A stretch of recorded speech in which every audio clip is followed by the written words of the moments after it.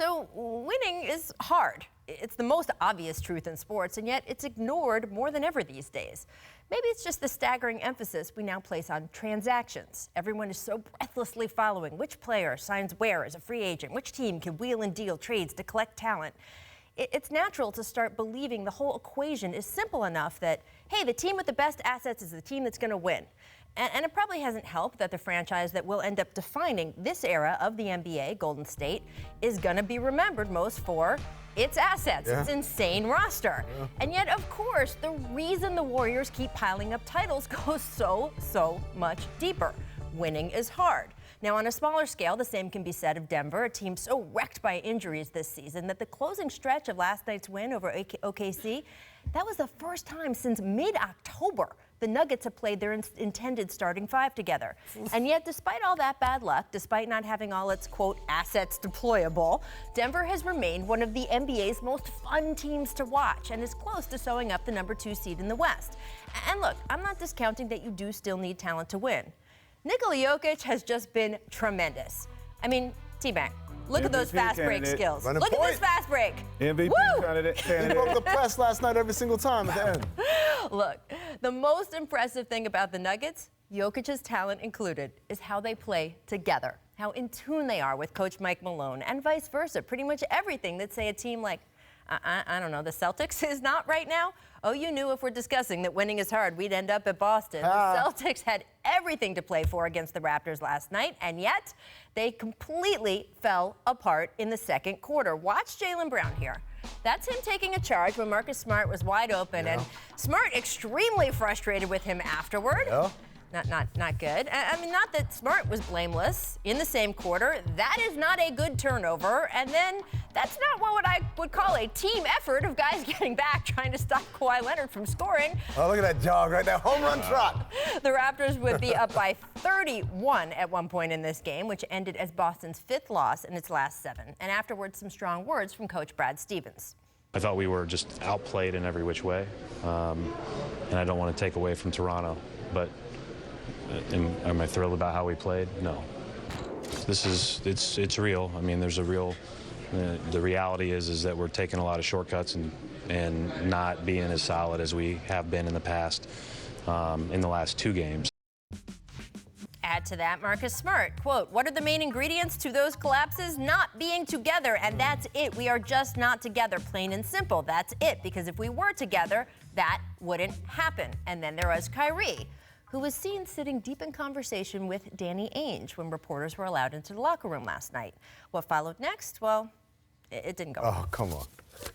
Brad talked about just defensively, you guys have been taking shortcuts. So do you see that, and how do you guys fix things like that at this point of the season, do you feel like? I don't know. It's up to Brad. Marcus said that you guys aren't playing together. Is that a fair diagnosis? I mean, that's Marcus's opinion, so respect it.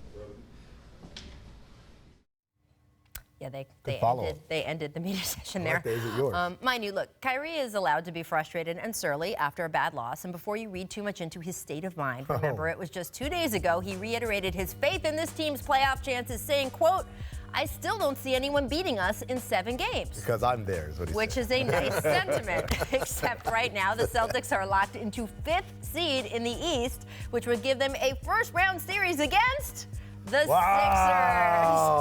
Also, as you look at those standings, please also note who is still in 3rd, a Pacers team that everyone wrote off the moment Victor Oladipo tore up his knee last month. They'll slide. So yeah, you need talent to win, but that is only a piece of it.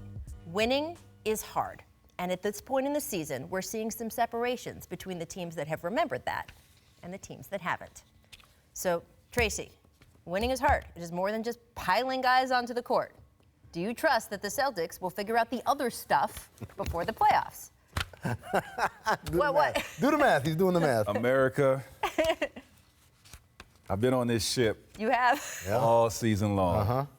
I've been riding it, driving it, steering the captain. Wait, can we remind people, it's not just that you thought the Celtics were going to have a good season, you thought they would win the title this season. I'm telling you right now, I have jumped off the ship. No life jacket. No wetsuit. Just as is, huh? As is, I'm done. Like, Oh, here we go. Come on.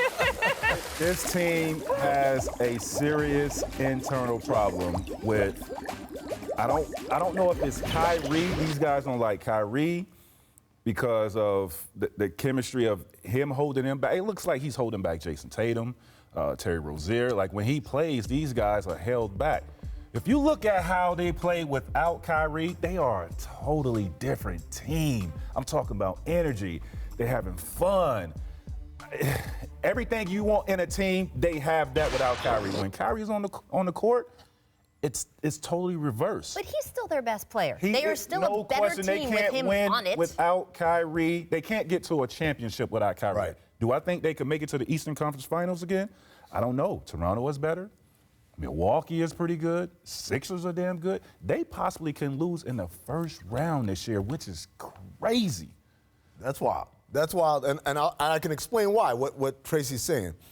I was on a flight yesterday from Miami, and if you will follow me on Instagram, @Amin. Oh, boy. I went to the bathroom in first class, and it was literally the biggest bathroom I've ever seen in my life, like on an airplane. And what I mean by that is, if you sit in the back, you don't know about that bathroom. You know about the little cramped one, and that's all you got. Hey, went to the bathroom, was cramped, it's a plane. Yeah, I don't know about that one. But the moment you, you don't even know about the commercial flights.